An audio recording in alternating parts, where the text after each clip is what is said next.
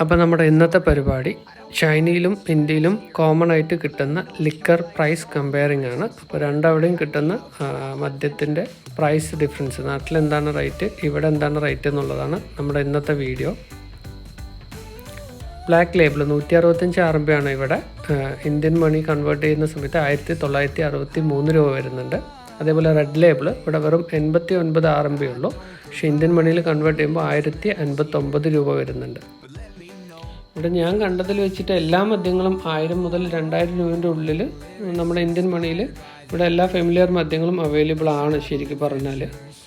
പിന്നെ Jack Daniel വരുന്നുണ്ട്. Jack Daniel ഏകദേശം 139 RMB ആണ്, ഇന്ത്യൻ മണി 1654 രൂപ വരും. പിന്നെ ഷിവാസ് ആണ്, ഇതും ഏകദേശം 169 RMB ആണ്, ഇന്ത്യൻ മണി 2011 രൂപ ഇന്നത്തെ പ്രൈസ്. ഇതുപോലെ ഇതിൻ്റെ എല്ലാ ഈ ഫെമിലിയർ ആയിട്ടുള്ള എല്ലാ മദ്യത്തിൻ്റെയും ചെറിയ കുപ്പികൾ ഇവിടെ അവൈലബിൾ ആണ് കേട്ടോ. അതെനിക്കൊരു അതിശയം തോന്നി.